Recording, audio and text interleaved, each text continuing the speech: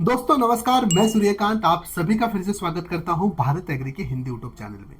आज की वीडियो में हम बात करेंगे गन्ने की फसल के बारे में। मैं आपको बताऊंगा कि गन्ने की फसल की जो प्रमुख समस्या होती है लाल सड़न की, उसको कंट्रोल करने के लिए, उसके नियंत्रण के लिए हम कौन कौन से उपाय कर सकते हैं। अगर आप गन्ने की खेती करते हो तो खासकर आपके लिए ये वाला वीडियो बहुत ही महत्वपूर्ण होने वाला है। मेरी आपसे एक राय है कि वीडियो अंत तक देखें और वीडियो के आखिर में आपके सुझाव नीचे कमेंट्स बॉक्स में हमें लिखकर भेजना ना भूलें। चलिए बिना किसी देरी के शुरू करते हैं। वीडियो में सबसे पहले जान लेते हैं कि गन्ने की फसल के ऊपर आखिर लाल सड़न रोग आता क्यों है। गन्ने की फसल में लाल सड़न एक कोलेटोट्रिकम फाल्केटम नामक कवक के कारण होने वाली एक प्रमुख बीमारी है। इस रोग के जो बीजाणु होते हैं वो मिट्टी, बीज या फिर फसल के अलग अलग अवशेषों से एक जगह से लेकर दूसरी जगह स्थलांतरित होते हैं। खेत में इसके बीजाणु लंबे समय के लिए जीवित रहते हैं और जब उनको अनुकूल वातावरण मिलता है तब वो संक्रमित हो जाते हैं। अगर खेत में इस रोग का प्रकोप हुआ है और हमने उर्वरक प्रबंधन, पानी प्रबंधन या फिर अंतर मशागत की क्रियाओं के ऊपर उतना ध्यान नहीं दिया तो अपनी गन्ने की फसल का भारी मात्रा में नुकसान भी संभव है। इसलिए हमें सही समय पर इस रोग के लक्षण पहचान कर उसके लिए उपाय करना बहुत ही जरूरी है। तो चलिए अब जानते हैं कि लाल सड़न रोग को आप आसानी से कैसे पहचान सकते हो। गन्ने की फसल में लाल सड़न रोग हमें जुलाई से लेकर अक्टूबर के बीच दिखाई देता है और इसके लक्षण जो है वो बहुत ही आसान है। गन्ने की ऊपरी पत्तियां सूखी हुई दिखाई देती है। अगर हम गन्ने की फसल को बीच से काटते हैं तो आपको लाल रंग दिखाई देगा और इस लाल रंग से आपको एक अल्कोहल यानी दारू जैसी गंध आएगी। तो चलिए किसान भाइयों, हमने लाल सड़न के बारे में बहुत ही बातें की। अब जानते हैं कि इसके लिए कौन कौन से हमें उपाय करने हैं।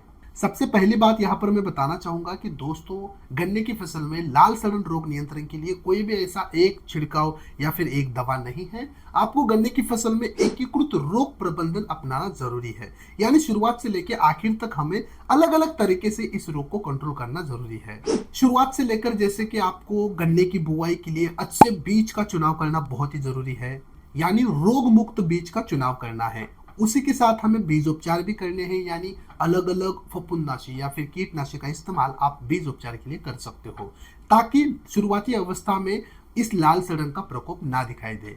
साथ ही हमें फसल चक्र भी अपनाना है, यानी एक ही खेत में बार बार हर साल गन्ने की फसल ना ले, उसमें आपको अलग अलग प्रकार की फसलें भी लेनी है। जैसे कि आप गन्ने की कटाई के बाद उसमें धान लगा सकते हो, गेहूं लगा सकते हो या फिर अलग अलग हरी खाद वाली फसलें लगा सकते हो। शुरुआती अवस्था में या फिर प्रिवेंटिव स्वरूप में, यानी इस रोग का प्रकोप होने से पहले आप ट्राइकोडर्मा विरिडी या फिर सूडोमोनास फ्लोरोसेंस जैसे जैविक फफूंदनाशी का इस्तेमाल अपनी गन्ने की फसल में कर सकते हो। साथ ही हमें जब शुरुआती अवस्था में आपको आपकी गन्ने की फसल में कुछ पौधों के ऊपर इसका प्रकोप दिखाई देने लगता है, उसी समय हमें उस पौधे के ऊपर भी प्रक्रिया करनी है। जैसे कि रोगग्रस्त पौधे को डायरेक्ट निकाले, प्लॉट के बाहर ले जाकर नष्ट करें, या फिर आप उस जगह पर ब्लीचिंग पाउडर का बुरकाव करके उस रोग को वही रोक सकते हो। अगर ये सब चीजें करने के बाद भी आपको प्लॉट में लाल सड़न रोग कंट्रोल में ना दिखाई दे तो मैं आपको आगे कुछ फफूंदनाशी के नाम बताने वाला हूँ। उन फफूंदनाशी को आपको अदल बदल के अपने गन्ने की फसल के ऊपर छिड़काव के लिए इस्तेमाल करना है। जैसे कि सिंजेंटा कंपनी का रेडियोमिल गोल्ड बहुत ही अच्छा कवकनाशी है, उपयोग की मात्रा है 2 ग्राम प्रति लीटर पानी। धानुका कंपनी का स्पेक्ट्रम कवकनाशी भी बहुत ही अच्छा है, उपयोग की मात्रा है 2 ml प्रति लीटर पानी। धानुका कंपनी का कोनिका कवकनाशी भी बहुत ही अच्छा है, उपयोग की मात्रा है 2 ग्राम प्रति लीटर पानी। सिंजेंटा कंपनी का एमिस्टॉल टॉप कवकनाशी भी बहुत ही किसान इस्तेमाल करते हैं, उपयोग की मात्रा है 1.3 ml प्रति लीटर पानी। और आखिर में बायर के लूना एक्सपीरियंस का भी आप इस्तेमाल कर सकते हो, उपयोग की मात्रा है 1.5 ml प्रति लीटर पानी। दोस्तों, अभी जितने भी कवकनाशी के मैंने नाम आपको बताए, जरूरी नहीं है कि सारे कवकनाशी आपको इस्तेमाल करने हैं। आवश्यकता अनुसार अदल बदल के आप कवकनाशी का इस्तेमाल कर सकते हो। और एक जरूरी सूचना, छिड़काव करते समय आपको इंडियन फार्मर कंपनी यानी IFC कंपनी का स्टिकर 5 ml प्रति पंप के साथ जरूर इस्तेमाल करना है।